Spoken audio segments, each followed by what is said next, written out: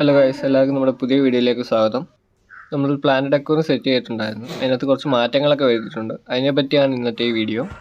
ഈ ഒരു plant decor നമ്മൾ എങ്ങനെ സെറ്റ് ചെയ്യുന്നുള്ള വീഡിയോ കണ്ടവർക്ക് മനസ്സിലാവും.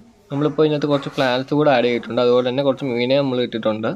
2 അടിയുടെ ഈ ടാങ്കിൽ നമ്മൾ കുറച്ച് മീനെ മാത്രമേ ആഡ് ചെയ്തിട്ടുള്ളൂ. നമ്മളിതിനകത്ത് ഫുള്ള് പ്ലാന്റ്സും അതുപോലെ തന്നെ കുറച്ച് മീനെയാണ് ഇതിനകത്ത് ഉദ്ദേശിക്കുന്നത്. അതുപോലെയാണ് ഇപ്പോൾ നമ്മൾ സെറ്റ് ചെയ്തേക്കുന്നത്.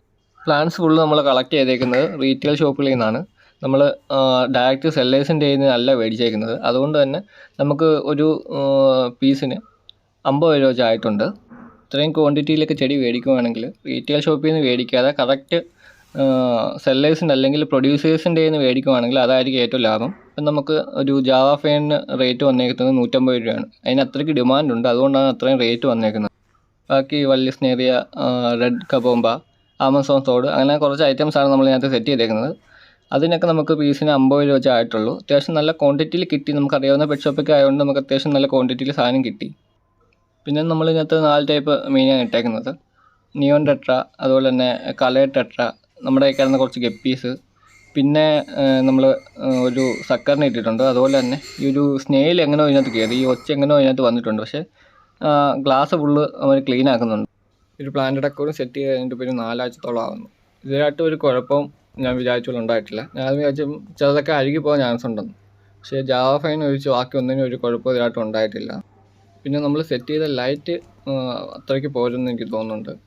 ഈ ഒരു റെഡ് കബോംബയുടെ ലൈറ്റിനടുത്തിരിക്കുന്നതൊക്കെ നല്ലതായിട്ട് കിളിക്കുന്നു, നല്ല ഗ്രോത്ത് ഉണ്ട്. പക്ഷേ അങ്ങനെ അറ്റത്തോട്ടിരിക്കുന്ന ഒരു ഐറ്റം അത്രയ്ക്ക് കിളിക്കുന്നില്ല.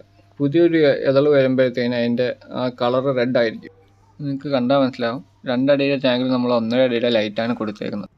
അതുപോലെ തന്നെ നമ്മൾ ഈ ലൈറ്റ് കൊടുത്തേക്കുന്നത് ഈ ഒരു സൈഡിൽ നിന്നാണ്. അപ്പം ബാക്കിലോട്ടിരിക്കുന്ന അങ്ങ് ബാക്കിൽ താപ്പോട്ടിരിക്കുന്ന പ്ലാന്റ്സിന് അത്രയ്ക്ക് ലൈറ്റ് കിട്ടുന്നില്ല.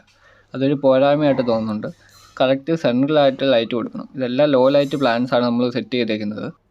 ചെടികൾക്കെല്ലാം 4 ആഴ്ചത്തെ ഗ്രോത്ത് ഉണ്ട്. അതിൽ ഏറ്റവും ഫാസ്റ്റായിട്ട് കിളിക്കുന്നത് ഒന്ന് വല്ലിസ്നേറിയ, അതുപോലെ തന്നെ റെഡ് കബോംബയാണ്. റെഡ് കബോംബയാണ് ഇതിനകത്ത് ഏറ്റവും നല്ലതായിട്ട് കിളിക്കുന്ന ഒരു പ്ലാന്റ്. ഇതിൻ്റെ അടുത്തൊരു മൂട് കിളിപ്പിച്ചെടുക്കാൻ എളുപ്പമാണ്. തണ്ടൊടിച്ച് വേറെ മാറ്റി നട്ട് കഴിഞ്ഞാൽ അവിടുന്ന് അടുത്ത മൂട് കിളിച്ച് വരും. അതുപോലെ തന്നെ ഈ ഒരു അക്വേറിയത്തിൻ്റെ ഏറ്റവും അട്രാക്റ്റീവ് ആയിട്ടുള്ളൊരു പ്ലാന്റാണത്. നമ്മൾ ഫെർട്ടിലൈസറോ കാര്യങ്ങളോ ഒന്നും ഇത് സെറ്റ് ചെയ്യുന്ന സമയത്ത് കൊടുത്തിട്ടില്ല. ആ വീഡിയോ കണ്ടവർക്ക് മനസ്സിലായി കാണും. എന്നിട്ട് ഇത്രയ്ക്ക് നല്ല ഗ്രോത്ത് ഉണ്ട്.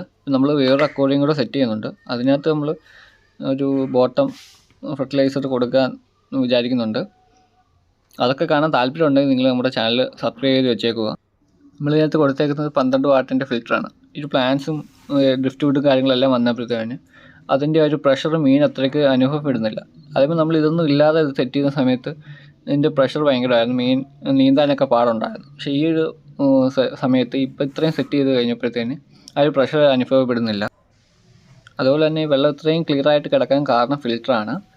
പിന്നെ നമ്മൾ ഇതിന് ഫുഡ് കൊടുക്കുന്ന സമയത്ത് നമ്മൾ ഫിൽറ്റർ ഓഫാക്കിയിടും.